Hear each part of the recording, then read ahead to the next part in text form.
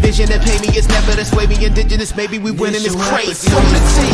Your opportunity, your opportunity, your opportunity. This your opportunity, your opportunity. Welcome back to EDI on the Street, where we talk all things EDI and supply chain. I've been in this world for about 15 years now, mostly on the client and solution provider side. And, you hear a lot of stories. But the real headaches, they rarely come from the tech itself. It's usually the people, or maybe the lack of people on the other end. Yeah, and I'm bringing about 25 years of strategic experience here. We've managed some huge integration projects, and you're absolutely right. The focus always seems to be on the technology, the protocols, the mapping, but the real bottlenecks, almost always organizational. If you're working in supply chain integration, you've definitely hit these walls. That's exactly why we're back for part 2 of our horror stories series. In part 1, we looked more at sort of the internal struggles, the outdated systems companies deal with. But today, we're zooming right in on the trading partners EDI department. Right.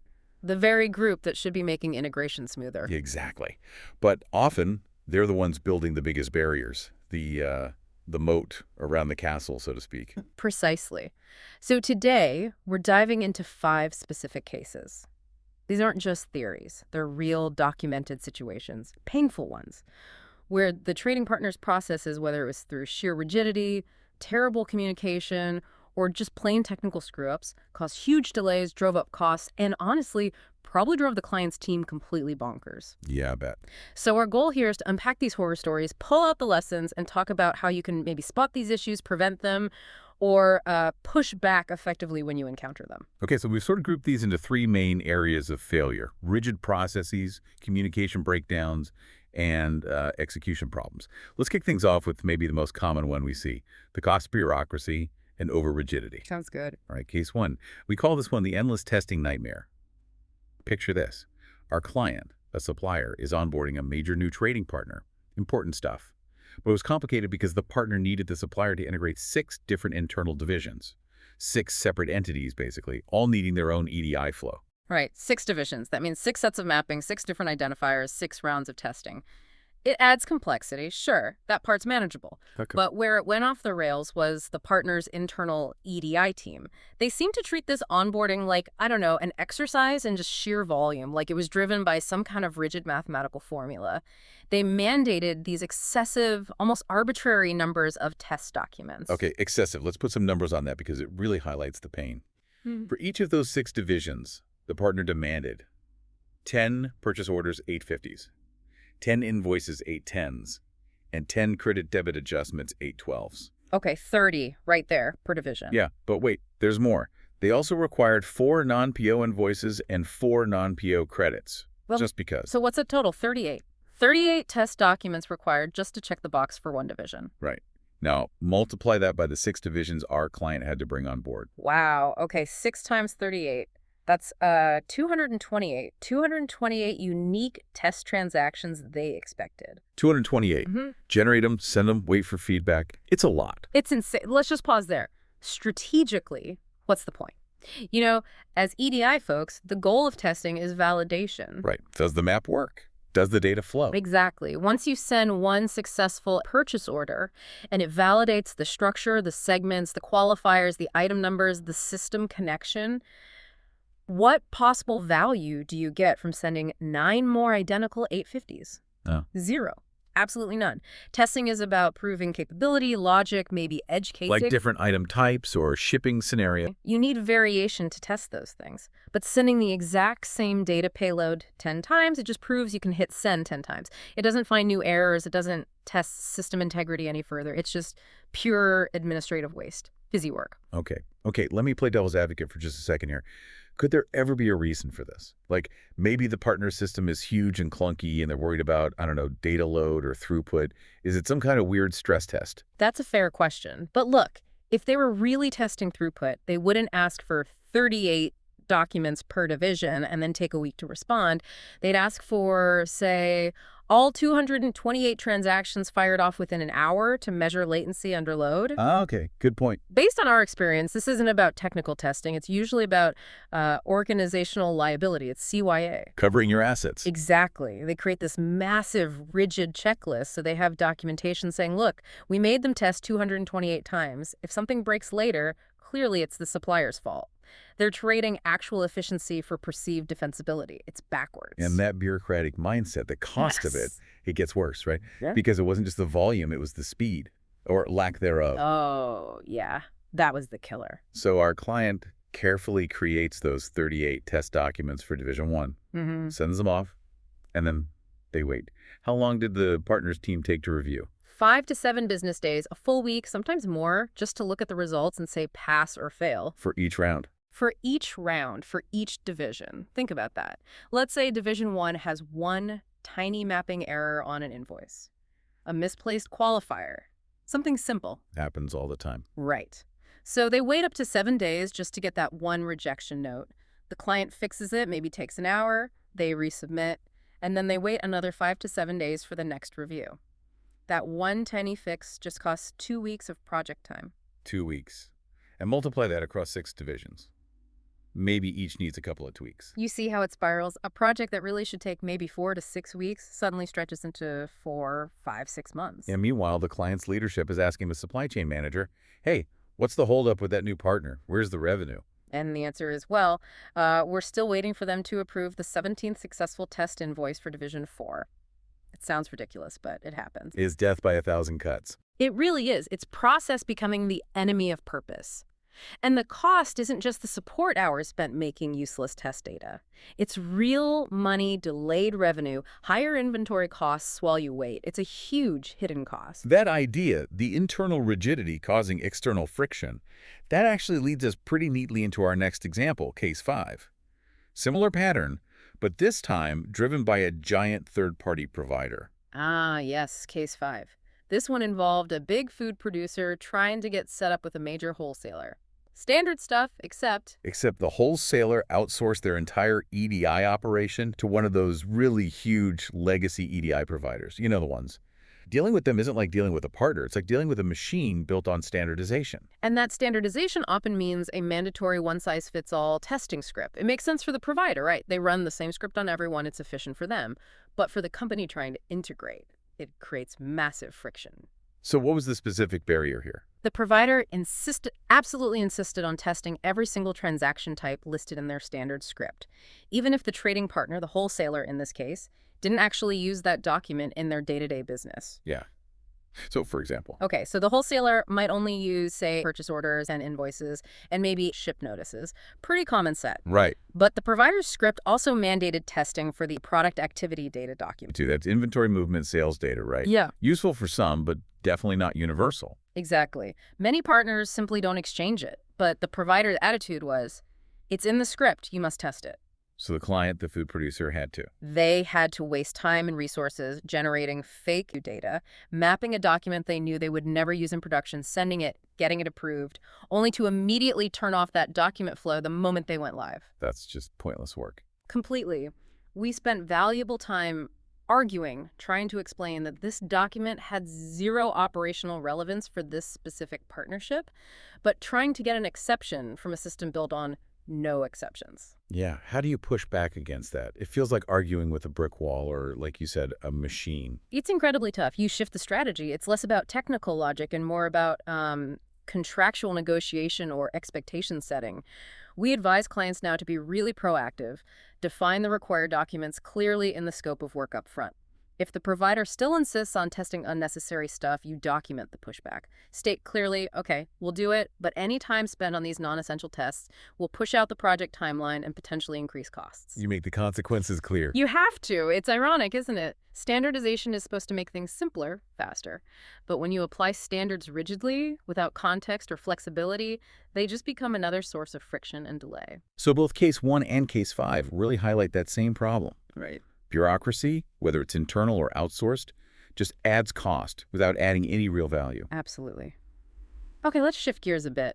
What happens when maybe the process isn't that rigid, but the communication is just broken, where the feedback loop fails? Ah, yeah.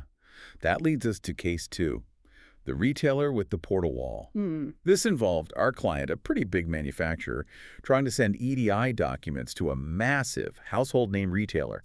Think global big box store. Anyone would recognize the name. Okay, and the problem The data kept getting rejected. over and over. Okay, rejections happen, but usually you get some feedback, right? An error code, a message. Nope, that was the core issue. The rejection notices gave absolutely zero useful information. Yeah. No standard EDI error codes, nothing like, hey, you're missing segment XYZ or invalid date format here. It was just rejected, full stop. Just rejected. Wow. Yeah.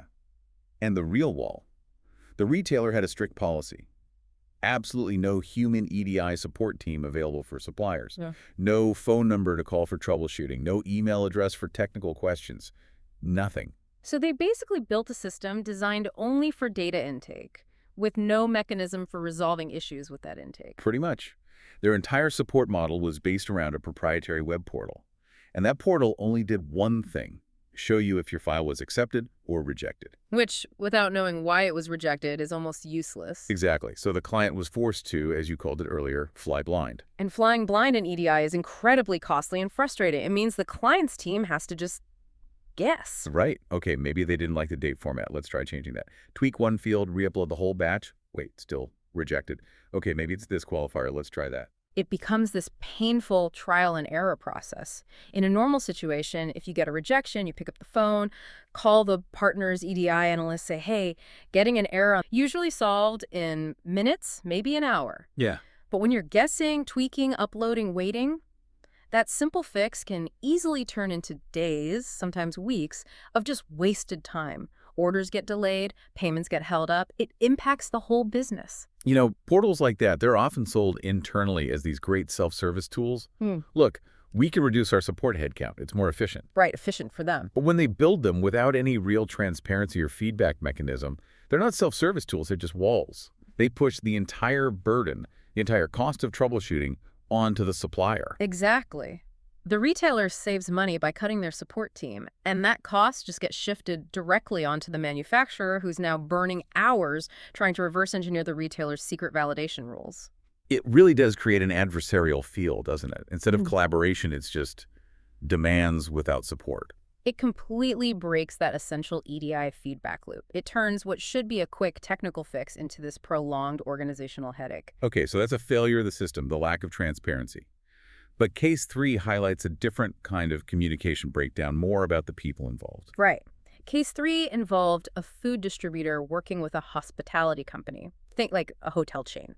They were using a pretty standard third-party portal solution, nothing exotic technologically. So the tech was fine. The tech was vanilla. The problem was the human element.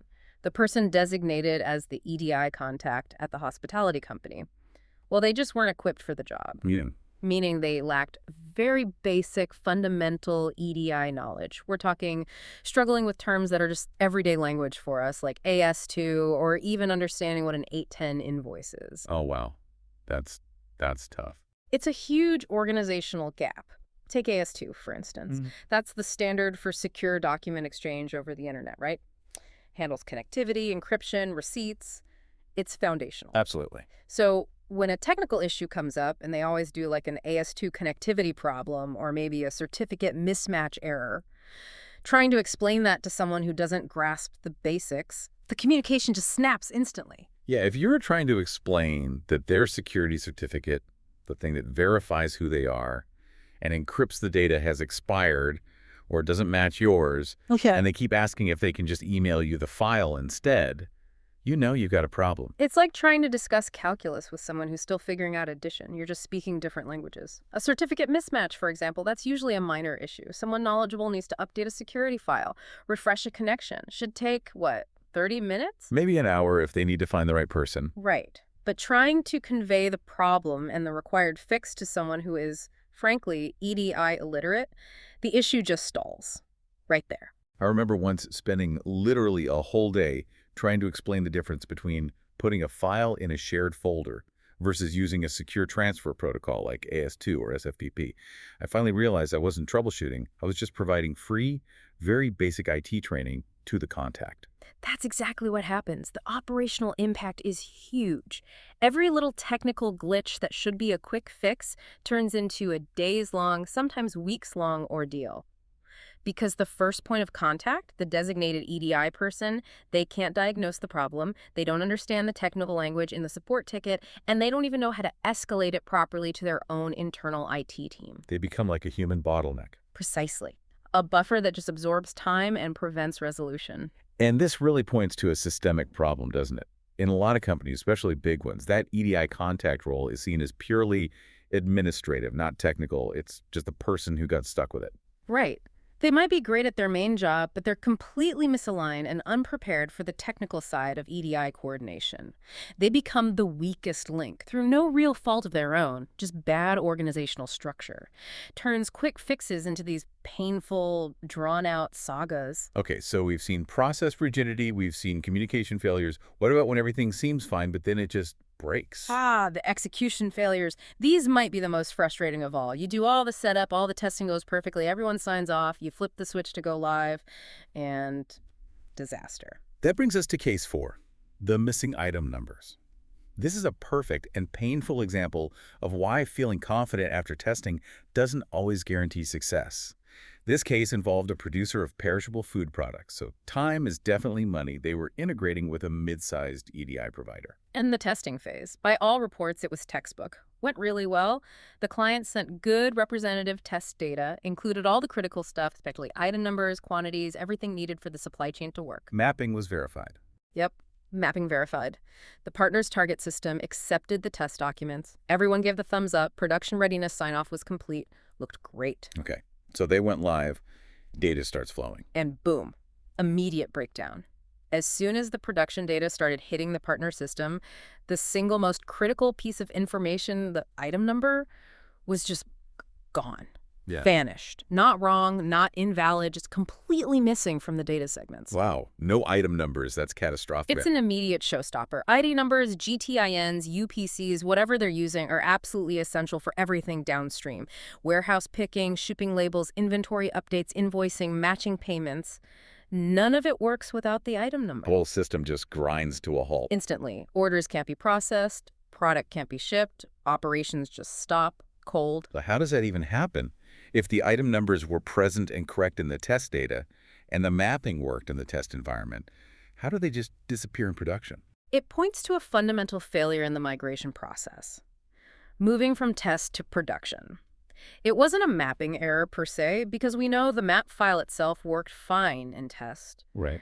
The failure was almost certainly an oversight during that cutover. Could be several things. Maybe a database pointer in the partner's production system wasn't updated correctly, so it couldn't find the table needed for item lookups or cross-references. Okay. Or, more commonly, the specific configuration settings used in production for data extraction or transformation just didn't perfectly mirror the settings used in the test environment.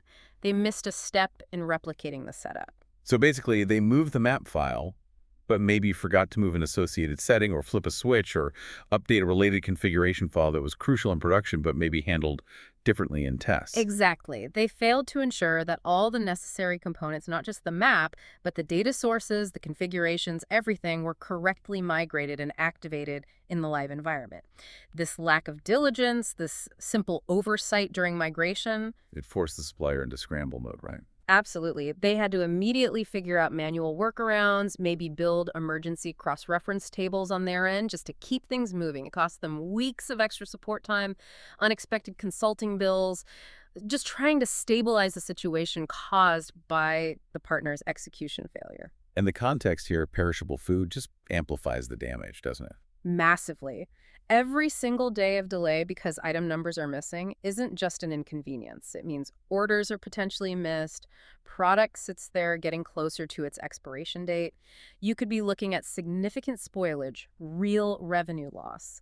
A delay of just a couple of days could easily be a six-figure hit for a food producer. Yeah, that's not just an admin cost. That's hitting the bottom line hard. Which is why rigorous migration controls are so critical. You need version control on maps, sure, but you also need processes, ideally automated checks, that verify the entire configuration set maps, database connections, environment settings. Everything is identical and correctly pointed between the tested environment and the live one. So case 4 really drives home that technical skill and mapping isn't enough. You also need discipline and competence in the execution, in the migration itself. Precisely. A successful test is meaningless if you fumble the deployment. You know, it's interesting that the partner in case 4 was mid-sized. Is that significant? It can be. Sometimes mid-sized providers or internal teams, they don't have these super automated, highly regimented migration processes that the really huge platforms have developed over time, but they also might lack the agility and hands-on approach of smaller, more boutique firms. They can sometimes fall into this awkward middle ground where they have neither the robust automation nor the close oversight needed to prevent these kinds of execution errors. Kind of the worst of both worlds in that scenario. It can be, yeah. Okay, so we've walked through 5 pretty grim scenarios here, all stemming from the trading partner's side of the EDI equation. We saw the sheer bureaucratic nightmare of excessive testing in case 1 and that rigid one-size-fits-all provider in case 5, just creating pointless work. And then the communication black holes, the portal wall, in case 2, leaving partners guessing in the dark. And that organizational mess in case 3 with the EDI illiterate contact, turning small problems into week-long headaches. And finally, that really frustrating execution failure in case 4, the missing item numbers where everything looked good until the moment it mattered most, all due to a sloppy migration. Yeah. And if you look across all 5, there's a really clear common thread, isn't there? What's that? In every single case, the friction, the delays, the costs, they all originated from the trading partner prioritizing their own internal convenience or their rigid rules or maybe just their lack of attention over effective external collaboration and overall supply chain efficiency. Right, they weren't acting like partners. Exactly. Whether it was through outdated rules and a deliberate lack of support or just poor technical execution, they were the ones injecting the friction, the inefficiency into the system. In EDI, fundamentally, it's supposed to do the opposite, right? It's meant to be a collaboration tool to automate, simplify, speed up that machine-to-machine communication. That's the whole point. But when human processes, or maybe more accurately, organizational debt and bad habits get in the way and interrupt that flow, all that intended efficiency just evaporates. It gets replaced by these huge, often hidden, but very measurable costs. Which brings us back to that core lesson. Yeah. EDI success isn't just about having the right technology. That's table stakes. It absolutely requires competent people on both sides, flexible processes that make sense for the actual business being done, and just a fundamental willingness from the trading partner to actually collaborate and provide transparent support when things go wrong. If the partner just sees onboarding and managing EDI as some annoying administrative task they have to do, instead of seeing it as a shared investment in making commerce faster and smoother, then the whole supply chain suffers collectively. And that collective suffering, as we saw, usually comes with a pretty hefty price tag, way beyond just a few wasted support hours. which leads us perfectly into our final thought for you, the listener. Right. So think about this. When trading partners enforce that kind of process rigidity, we saw like that 5 to 7 day feedback loop for every single test round in case 1. How do those constant unnecessary delays actually translate into cold, hard cash losses? Try to actually calculate it for your own situation. How much revenue gets pushed back by each day of waiting on bureaucratic testing? How much extra inventory carrying cost piles up during those extra weeks spent guessing at portal errors? What's the real quantifiable financial hit when administrative friction delays the launch of a new product or a new partnership? Often, that number is probably 10, maybe 20 times higher than what it would cost that partner to just hire one more competent EDI analyst or invest in a slightly more flexible process. That's a really compelling question. Yeah. It forces you to think about the true cost of that friction, not just the annoyance factor. It really highlights why pushing back on these roadblocks isn't just about making life easier, it's about protecting your own profitability. Well, thank you for joining us for this rather detailed look into part 2 of our EDI horror stories. Hopefully, hearing these provides some context, maybe some validation if you've experienced similar things. And we'll definitely be back soon with more insights, more stories, hopefully some success stories too, and more strategic advice on how to navigate and, ideally, conquer these kinds of systemic issues in the EDI world. Until then. And this has been EDI on the Street. Maybe we winning this crazy. Opportunity, your opportunity.